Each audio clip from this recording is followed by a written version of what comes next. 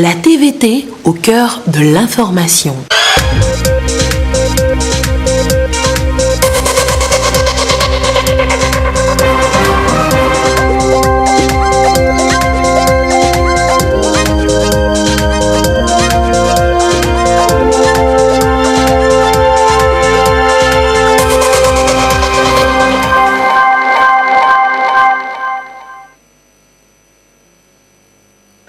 Bonsoir à tous, ravi de vous savoir toujours au rendez-vous de l'actualité sur votre chaîne. Au sommaire, la pandémie au nouveau coronavirus, le Togo mène sa lutte et dans cette édition, nous verrons de plus près ce qui est fait sur place pour vaincre cette hydre. Et pour vous, nous reviendrons dans cette édition sur la mesure état d'urgence. Quel sens et quelle est la portée de cette disposition que connaît le Togo depuis le 1er avril dernier pour faire face au Covid-19. Et voilà pour le sommaire. Bienvenue aux 20h et nous ouvrons cette édition avec ce communiqué du ministre de l'administration territoriale, de la décentralisation et des collectivités locales. Pour tenir compte de l'état d'urgence sanitaire décrété par son Excellence, M. Faure Essozimna Gnassingbé, président de la République togolaise, dans le cadre de la lutte contre la pandémie du coronavirus, la célébration du 60e anniversaire de notre indépendance se fera ainsi qu'il suit. Dimanche 26 avril 2020 à 18h, réanimation de la flamme de l'indépendance par son Excellence Monsieur le Président de la République togolaise. Seuls les présidents des institutions de la République et les personnalités distinguées et invitées prendront part à cette cérémonie dans le strict respect des mesures barrières prises par le gouvernement contre la propagation du Covid-19. La mise en place doit être terminée à 17h30. Lundi 27 avril 2020, prise d'armes présidée par son Excellence M. Faure Essozimna Gnassingbé, président de la République togolaise, au nouveau palais de la présidence. Sont invités à cette cérémonie les présidents des institutions de la République, les membres du gouvernement, le bureau de l'Assemblée nationale, le général de division, chef d'état-major des forces armées togolaises, les chefs d'état-major des différentes armées, les chefs-corps des FAT. La mise en place doit être terminée à 7h30. Le communiqué est signé du ministre Payadoua Boupessi. Le PNUD, organisation onusienne, continue d'apporter son soutien au gouvernement togolais pour faire face aux enjeux de développement. Ce matin donc, l'institution a mis à la disposition du ministère en charge de l'environnement un lot de matériel informatique. À quoi servira-t-il? Les explications dans ce compte rendu de Ekwe Salah.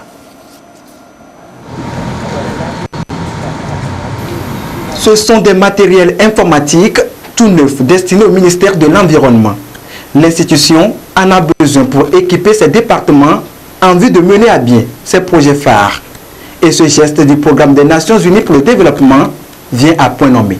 Nous travaillons sur beaucoup de choses. Nous travaillons sur aujourd'hui la 4e communication nationale. Nous travaillons avec le ministère sur un programme ambitieux, un grand projet sur la gestion des ressources en eau en lien avec les changements climatiques, qui certainement va être soumis au Fonds vert climat. Nous sommes en train de travailler avec un ensemble de partenaires. Ça, ce n'est qu'une petite contribution de notre part pour permettre au ministère de pouvoir faire le travail qui est attendu. Qui dit software, dit aussi hardware. S'il n'y a pas de hardware, le software n'est pas utilisable.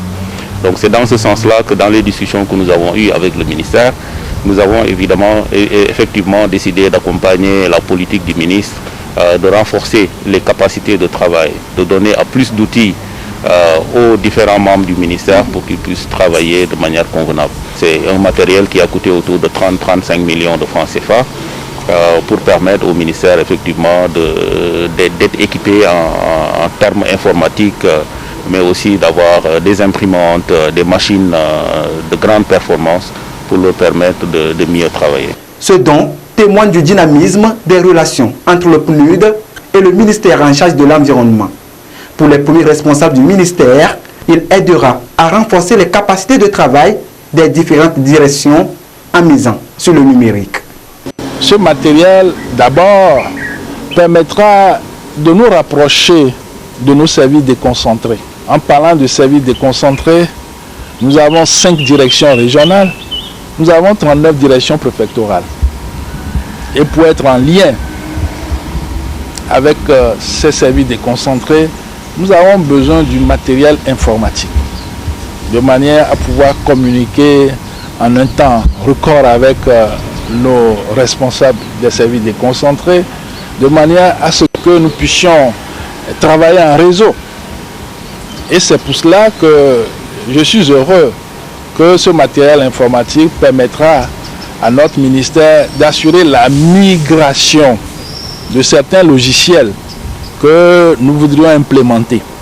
Nous avons le souci d'être dans la traçabilité du transport des produits forestiers ligneux. D'ici la fin de l'année, le ministère de l'Environnement bénéficiera d'un deuxième lot de matériel informatique plus conséquent. Promesse faite par le représentant résident du Programme des Nations Unies pour le développement. D'autres ministères et institutions vont bénéficier également de cette action.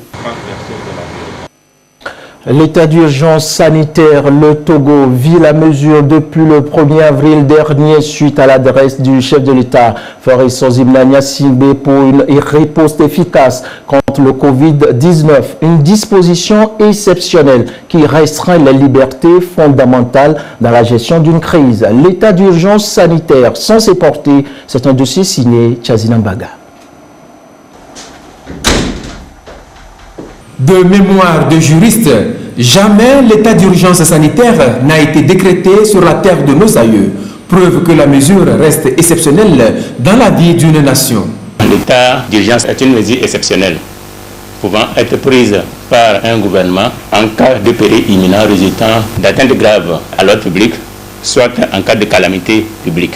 Donc, l'état d'urgence sanitaire, c'est une mesure exceptionnelle pouvant être prise par un gouvernement dans une catastrophe sanitaire mettant en péril la santé de la population. La catastrophe sanitaire, dans le contexte actuel, c'est le coronavirus ou Covid-19.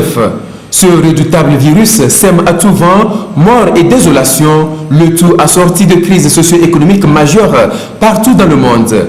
Confirmé pour la première fois au Togo le 6 mars 2020, il a déjà fait 3 victimes et plus de 75 personnes contaminées, menaçant du coup de sa virulence et de son potentiel de contagiosité très élevé l'ensemble de la population togolaise. Il y a donc péril en la demeure, d'où l'urgence sanitaire décrétée par le président de la République, Faure Sozimna Gnassingbé, le 1er avril 2020 pour parer à toute éventualité. L'état d'urgence sanitaire, c'est une question de vie ou de mort. Donc le gouvernement a intérêt à sauvegarder la vie de sa population. Donc il est important pour le gouvernement qui veut vraiment assurer l'ordre et la vie de ses citoyens de pouvoir prendre toutes les mesures nécessaires pour pouvoir garantir alors ce droit inaliénable. L'état d'urgence sanitaire a des implications parce qu'en pareil cas, c'est un moment où le pouvoir des autorités se trouve renforcé et les libertés publiques et individuelles sont plutôt restreintes. L'une des restrictions phares est le couvre-feu qui va de 20h à 6h du matin. Les regroupements et les rassemblements de plus de 15 personnes sont interdits. Bouclage de certaines villes, limitation des déplacements interurbains, fermeture des écoles, des frontières, des lieux de culte, suspension des activités culturelles et sportives de masse sont également à noter. Il est vrai que les libertés individuelles et publiques sont restreintes, mais nous n'avons pas de choix parce qu'il y va de la vie de tout un chacun de nous. Tout le monde doit mettre le sien pour que ces mesures soient respectées si nous voulons préserver notre vie. Ce n'est pas uniquement au Togo que ces mesures sont prises. Dans d'autres pays, dans presque tous les pays du monde entier, actuellement, il y a des mesures qui sont prises pour éradiquer vraiment le Covid-19. Donc, nous devons collaborer et faire vraiment un effort pour que tout le monde puisse à la fin dire merci, rendre grâce à Dieu pour nous avoir préservés de ce mal. C'est la loi que le gouvernement applique, c'est une mesure exceptionnelle et qui est limitée dans le temps. Donc ce n'est pas quelque chose qui va perdurer pour toujours, mais quand le moment sera venu où le stade d'urgence sera levé, donc il y aura plus de problème. Donc c'est pour un temps, la population doit se sacrifier pour pouvoir préserver la vie. Préserver la vie, mais aussi les activités génératrices de revenus, les emplois et penser à la relance de l'économie nationale après le Covid-19. L'état d'urgence sanitaire décrété par le président de la République, Faure Essozomna Gnassingbé, prévoit dans ce sens des mesures socio-économiques fortes pour soutenir la résilience du peuple togolais face à la pandémie du coronavirus avec un fonds de 400 milliards de francs CFA. Un programme de solidarité nationale dénommé Novici est mis en place pour venir en aide aux plus vulnérables et ceux dont les activités sont durement impactées par les mesures de restriction liées à l'état d'urgence sanitaire. Dans nos précédentes éditions, on vous a fait vivre l'observation des mesures barrières face au Covid-19 dans plusieurs secteurs d'activité. Une synergie d'action qui en tout cas fait la particularité des Togolais dans cette lutte commune. Allons à présent voir ce qui est fait dans nos maisons et nous visitons pour vous dans cette édition certains ménages au nord du Togo, à Dapan, avec Chazina Baga. Nul ne rentre dans cette maison sans son masque de protection vissé au visage. Une fois la porte franchie, obligation est faite à toute personne de se laver les mains. C'est le cérémonial d'accueil dans la famille Yanyenam depuis l'apparition du coronavirus au Togo le 6 mars 2020. Un protocole exceptionnel qui vise à mettre tous les membres du ménage à l'abri du redoutable Covid-19. À l'entrée, nous avons mis une affiche pour que toute personne étrangère qui doit pénétrer dans la maison puisse porter un masque. Comme on se dit que c'est lors de communication que la contamination peut se produire. Lorsque la personne rentre, nous lui indiquons là où nous avons installé le dispositif de lavage des mains pour que cette personne puisse se laver les mains proprement avant donc de venir s'installer ici pour les échanges. Au niveau des enfants, lorsqu'effectivement il y a des personnes étrangères, on leur demande de porter aussi des masques. Même nous, bien sûr, nous portons des masques pour pouvoir échanger. Parce qu'on ne sait pas les contacts que la personne a eu et la personne aussi ne sait pas quels contacts nous avons eu. Donc pour éviter une éventuelle contamination, donc il faut que chacun se protège.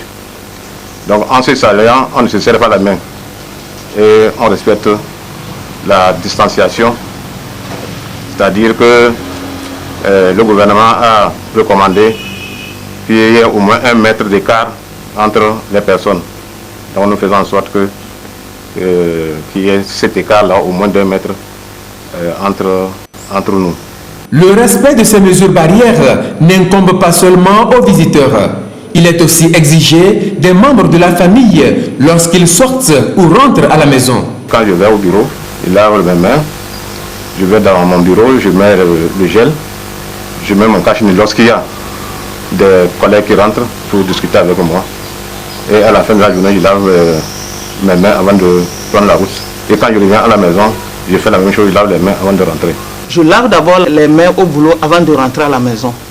Et dès que j'arrive à la maison, à la porte, je me lave aussi les mains avant de rentrer dans la chambre. Surtout que moi, je fais beaucoup le terrain. Quand je reviens, je rentre en même temps sous la douche. Je me lave avant de ressortir pour être en contact avec les enfants. Donc par rapport aux enfants, de toute façon, sont tous des élèves. Hein. Et donc depuis qu'on a fermé les classes, ils sont tous à la maison. Donc les rares fois qu'on les envoie, peut-être pour acheter certaines choses en ville, on leur demande de porter le masque, d'éviter de salir les gens en leur serrant les mains et d'éviter les attroupements. Donc ils vont juste acheter et revenir et respecter la distanciation d'au moins 1 mètre entre eux et puis les personnes qu'ils rencontrent. Pour les enfants, au-delà de l'observation stricte de ces mesures barrières, il est aussi question de les maintenir le plus possible à la maison. Depuis que les enfants sont à la maison, ils ont un emploi du temps. Ils ont un emploi du temps bien respecté. Donc eux-mêmes, ils le savent. C'est ensemble que nous avons établi l'emploi du temps.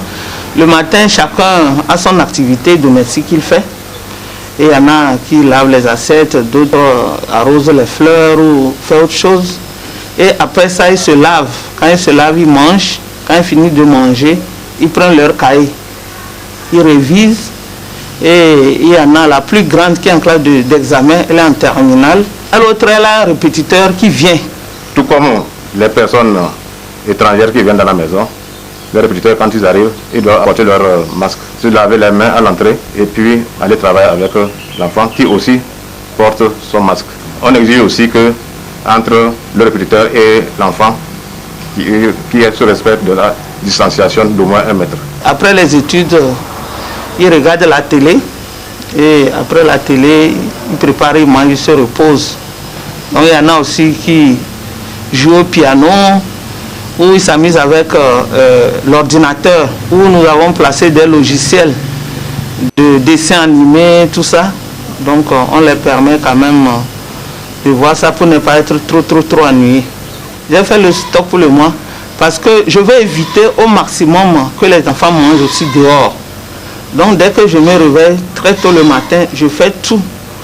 Je fais la cuisine, je fais le repas qu'ils doivent prendre le matin, le petit déjeuner, pour être sûr qu'ils ne sortiront pas manger dehors. Donc je fais le petit déjeuner, ils mangent avant que moi je ne parte pour le boulot. Il est donc clair que la famille Yanyenam respecte au mieux les règles barrières contre le coronavirus, ou presque.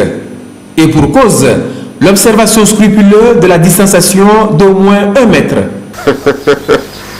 Non, bon, je crois que entre madame et moi, je crois que nous, on ne peut pas respecter cette distanciation puisque nous partageons le même lit. Donc nous sommes condamnés à vivre ensemble. C'est pour ça qu'il faudrait que chacun prenne des responsabilités pour éviter de contaminer l'autre. J'exhorte toute la population à respecter les consignes de l'État parce que la maladie là c'est une réalité. Il faut que vraiment nous respectons les consignes de l'État parce que l'État fait tout pour nous protéger. Donc nous devons alléger la tâche de l'État. On ne va pas compliquer encore la tâche à l'État, donc nous allons respecter les consignes et que tout ira bien. Tout ira bien, c'est aussi le vœu des plus hautes autorités togolaises qui appellent au respect méticuleux de l'ensemble des mesures barrières et des restrictions afin de mettre un terme à la pandémie du Covid-19 sur le territoire national. Et la suite de cette édition avec ce communiqué du ministre de la Sécurité et de la Protection civile. Le mercredi 23 avril 2020, aux environs de 5 heures du matin, la gendarmerie a été saisie de la découverte d'un cadavre devant une maison d'habitation au quartier d'Adakpamé à Lomé. Une équipe de la brigade territoriale d'Aradikopé, assistée d'un infirmier au centre médico-social d'Adakpamé requis, s'est aussitôt transportée sur les lieux. Selon les éléments recueillis des constatations faites sur place en présence de la famille et du chef quartier, il ressort qu'il s'agit du corps du nommé Kwatuati Afangbo Dodi, âgé de 40 ans environ, revendeur de portables au TP3 au port autonome de Lomé de son état, marié, père d'une fille. L'examen du corps relève des hématomes sur tout le corps, laissant présumer des sévices corporels au moyen de bâtons dont aurait été victime le défunt. En outre, des informations recoupées sur les lieux font état de ce que la victime, qui dormait avec son épouse, serait sortie aux environs de 23 heures dans la nuit du 22 au 23 avril 2020 pour des besoins à proximité de son domicile. Ayant constaté l'absence prolongée de son époux, la femme a alerté vers 2 heures du matin les voisins qui malheureusement ne pouvaient entreprendre des recherches du fait du couvre-feu. Ce n'est qu'au lendemain, aux environs de 5 heures au petit matin, que le corps inanimé de l'intéressé est découvert devant la maison. Il s'agit là d'un acte crapuleux suffisamment grave qui mérite d'être rapidement élucidé le ministre de la Sécurité et de la Protection civile, présente au nom du gouvernement. Ses sincères condoléances à la famille éplorée.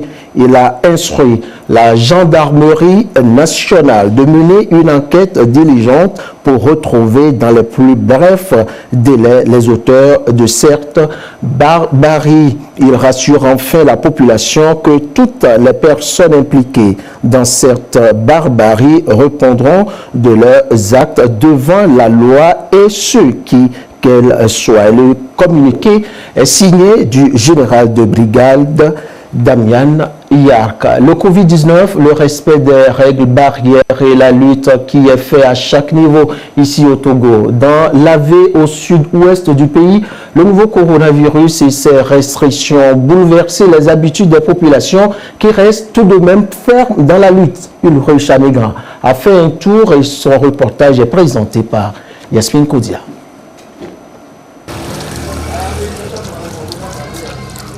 Des gestes si simples mais très utiles au vu de la situation sanitaire. Le lavage régulier des mains à l'eau et au savon, le port de masque et le respect de la distanciation sociale. Dans la rue, les maisons devant les boutiques et les stations d'essence, le constat est réel ici dans la ville. C'est une bonne action. Ça nous aide à éviter cette maladie. La commune a distribué ces moyens pour pouvoir laver les mains pour éviter les maladies. Des dispositifs du genre, il y en a eu un peu partout. Jeunes comme adultes s'en servent à volonté et à longueur de journée.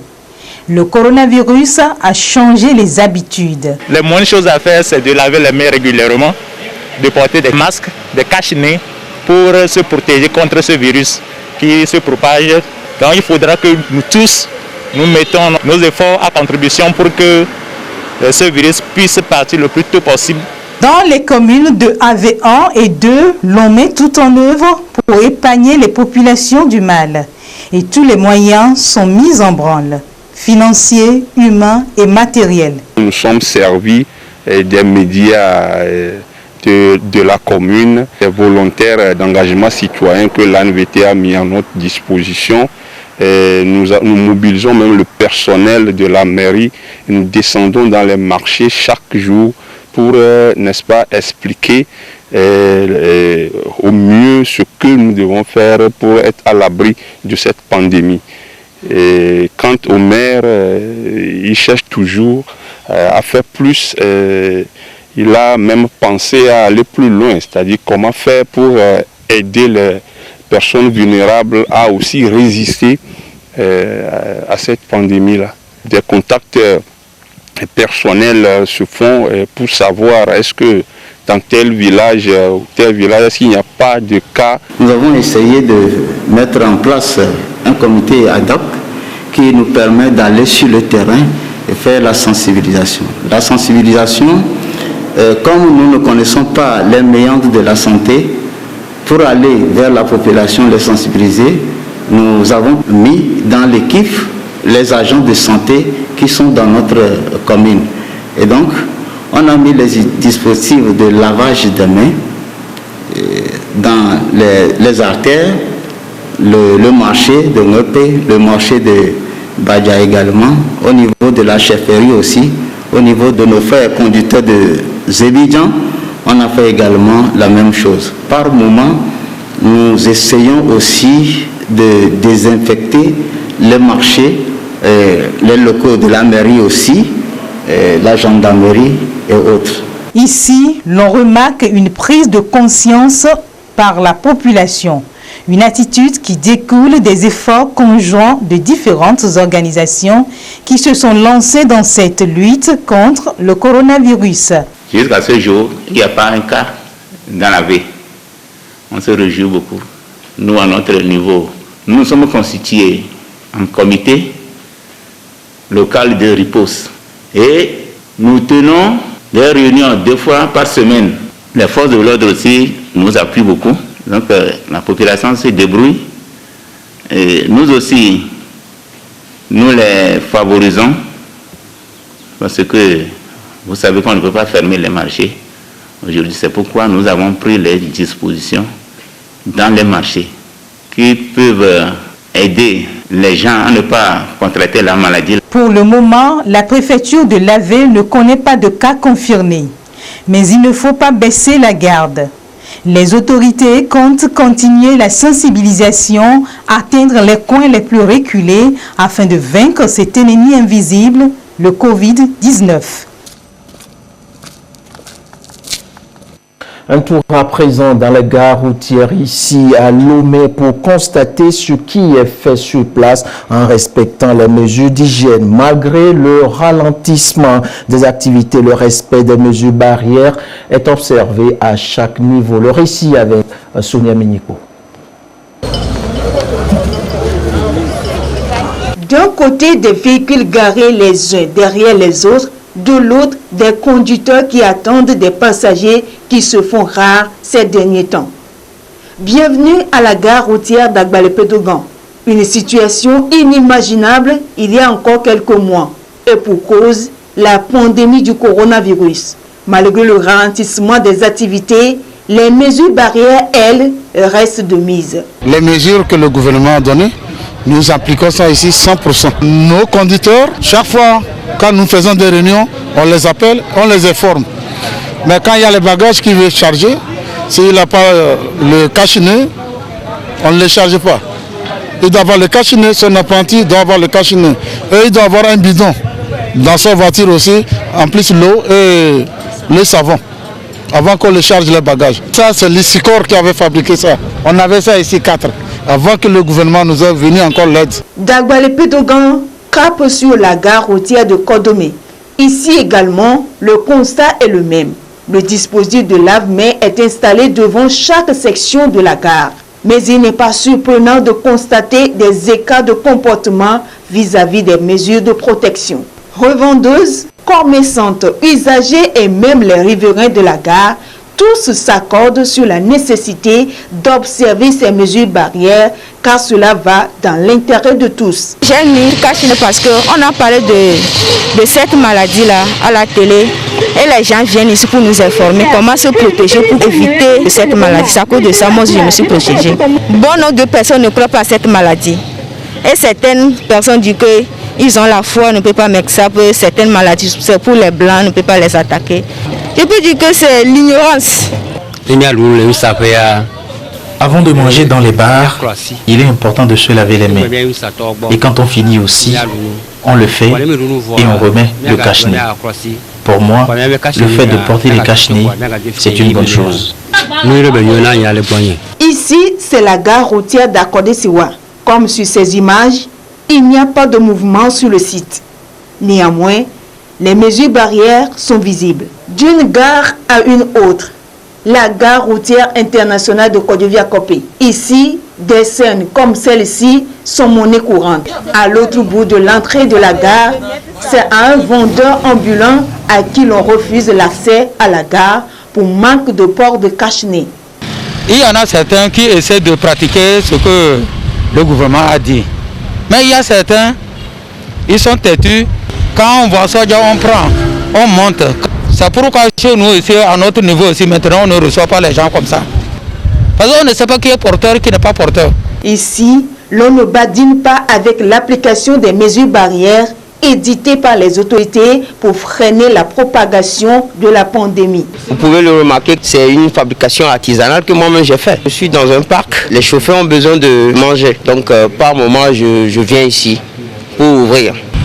Chez nous ici, nous sommes organisés comme toute autre personne. À l'entrée, vous allez voir, sur le parc, ici, vous allez voir, même derrière moi, vous allez voir le lavage sur tout ça là.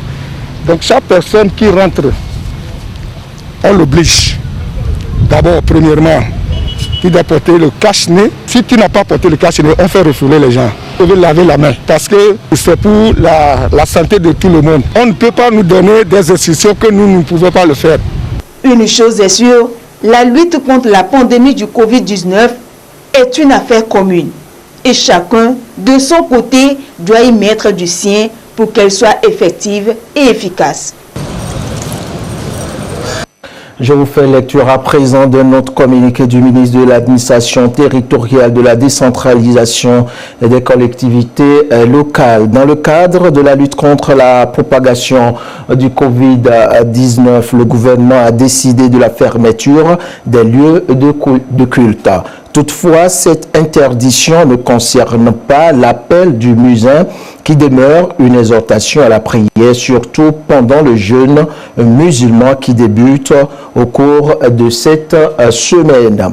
Par ailleurs, le ministre de l'Administration territoriale, de la décentralisation et des collectivités locales rappelle à la communauté musulmane que les muezzins qui procèdent à ce rituel musulman ont reçu la consigne ferme de préciser que la prière devrait se faire par les fidèles à leur domicile respectif. Il n'est donc pas question de se déplacer vers les mosquées qui demeurent fermées. Les agents de la force anti-pandémie ont reçu la consigne pour veiller au respect scrupuleux des mesures prises par le gouvernement dans ce sens. Le ministre de l'Administration territoriale, de la décentralisation et des collectivités locales souhaite au nom de son Excellence, M. Faure Sozimna Gnassingbé, président de la République togolaise, un bon jeûne de Ramadan à toute la communauté musulmane. Qu'Allah, le Tout-Puissant, assiste notre pays dans la lutte contre cette pandémie. Et le communiqué est signé du ministre Payadoa Boupessi. Et dans le reste de l'actualité, le port autonome de Lomé refait sa voirie interne, un projet soutenu par des partenaires qui étaient en visite sur le chantier ce matin. Le récit avec Eliaba Nyandao. Plus de 17 milliards de francs CFA ont permis de réaliser ces infrastructures au port autonome de Lomé. Des voies d'accès et des ouvrages d'assainissement. Réceptionnés en janvier dernier, ces travaux ont été exécutés par l'entreprise française Eiffage. L'ambassadeur de France au Togo et son homologue d'Allemagne étaient en visite sur le site pour s'assurer de la qualité du travail. L'ingénierie conseil est assurée par la société allemande Iros Lackner. Ce projet va assurer la fluidité du trafic au sein du port, accroître la compétitivité du port et améliorer le niveau de service des usagers. Les ambassadeurs sont visiblement satisfaits du travail réalisé. C'est des travaux qui ont été faits dans les règles de l'art. C'est des travaux qui correspondent tout à fait à l'esprit du plan national de développement. L'axe numéro 1 de ce plan, c'est de faire de Lomé et du Togo un hub portuaire, un hub logistique.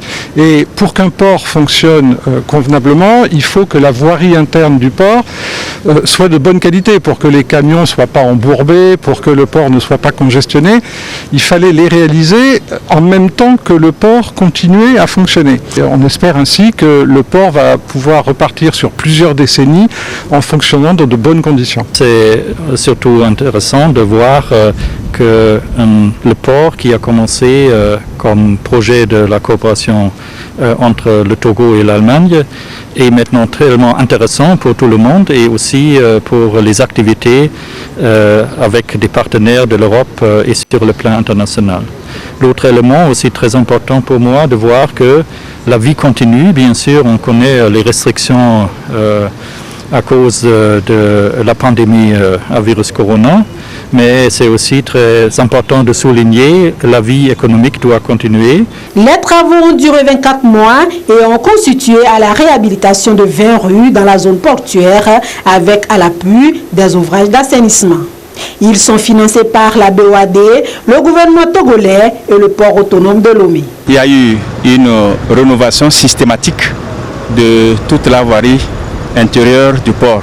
Pour son utilisation, on a mis une signalisation horizontale et verticale qui indique aux usagers la manière dont ils doivent rouler à l'intérieur du port. Quel sens prendre? Parce que nous avons mis même des restrictions sur les sens de circulation. Tout ça là, afin d'imprimer une certaine discipline des usagers, plus particulièrement quand on parle des usagers de la voirie, donc c'est les conducteurs. Et c'est de faire en sorte que cette infrastructure qu'on a rénovée à des coûts très élevés durent le plus longtemps possible. Ces travaux de réfection de la voirie interne du port vont assurer la sécurité des usagers. Dans le contexte de la lutte contre la propagation de la maladie au coronavirus, un centre provisoire d'isolement est installé ici pour toute personne en situation sanitaire difficile. Et ce communiqué de la HAC à présent dans le cadre des mesures d'atténuation de l'impact négatif des dispositions relatives à la lutte contre la propagation du Covid-19 au Togo et afin de soutenir la contribution des médias à la sensibilisation pour l'application des mesures et gestes barrières, le gouvernement, à titre exceptionnel, a décidé de débloquer en ce mois d'avril la subvention annuelle de l'aide de l'État à la presse privée. À cet effet, le président de la HAC, tout en rappelant que le montant de la subvention a été revu à la hausse de 50% à partir de l'exercice 2020, félicite et remercie le gouvernement pour cette sollicitude à l'endroit de la presse. Il invite l'ensemble des professionnels des médias à davantage de rigueur, de professionnalisme et de respect des règles déontologiques et éthiques dans le traitement quotidien des informations, quelle que soit leur nature. Le président de la HAC demande aux directeurs de publication, de radio et de télévision d'intensifier la sensibilisation des populations en français et dans les langues nationales à travers leurs canaux habituels, tout en créant de nouveaux espaces pour une plus grande mobilisation de toutes les couches sociales de notre pays. Et le communiqué est signé du président Pitalounanu Telou. On va refermer cette édition avec quelques notions à retenir sur le nouveau coronavirus, son mode de transmission et surtout comment l'éviter. C'est avec Estelle Laclé. Que retenir sur le Covid-19 et sa transmission? Le Covid-19 est une maladie infectieuse causée par une forme de coronavirus qui n'avait encore jamais été identifiée chez l'être humain et totalement inconnue avant le début de l'épidémie à Wuhan en Chine en décembre 2019. Ce nouveau virus peut entraîner des infections respiratoires dont les manifestations vont du simple rhume à des inflammations respiratoires sévères dans certains cas et peut même causer le décès des personnes atteintes. Bien que l'infection Covid-19 reste relativement bénigne dans 80% des cas, le Covid-19 reste un virus extrêmement contagieux avec un rythme de propagation très accéléré. Aussi, pour retarder sa propagation, il est important de prendre certaines mesures. La maladie est transmise par des personnes porteuses du virus. Elle se propage d'une personne à l'autre à travers les petites gouttelettes nasales ou buccales expulsées par le nez ou par la bouche lorsqu'une personne atteinte de Covid-19 tousse, éternue ou expire. Le virus est ainsi transmis à travers ces gouttelettes qui peuvent tomber soit directement sur la bouche, dans les narines et les yeux d'une personne non malade à proximité. C'est pourquoi il est important de se tenir à plus d'1 mètre d'une personne malade, ou soit sur des surfaces ou des objets que des personnes non malades vont toucher, ensuite toucher leurs yeux, leur nez ou leur bouche, et contractant ainsi la maladie. Pour éviter la propagation du virus et pour se protéger et protéger les populations vulnérables et fragiles, il est important d'adopter des gestes barrières qui permettent de barrer la route à la maladie. D'abord, se laver régulièrement et soigneusement les mains avec de l'eau et du savon ou se désinfecter les mains avec du gel hydroalcoolique. En effet, se laver les mains tue le virus s'il est présent sur vos mains. Ensuite, tousser ou éternuer dans un mouchoir jetable et le jeter dans une poubelle fermée ou soit dans le pli du coude. Il faut également saluer sans se serrer les mains, éviter les embrassades. Gardez une distance d'au moins 1 mètre entre vous et toute autre personne. Ensuite, ne pas se toucher les yeux, le nez ou la bouche. Porter un masque Lors de vos déplacements hors de chez vous, c'est également utile à la maison si vous avez des symptômes. Alors, comment savoir si on est peut-être atteint du Covid-19? Les symptômes les plus courants du Covid-19 sont la fièvre, la fatigue et la toux sèche. Certains malades peuvent souffrir de maux de tête, de congestion nasale, d'écoulement nasal, de maux de gorge ou de diarrhée. Ces symptômes sont généralement légers et commencent progressivement.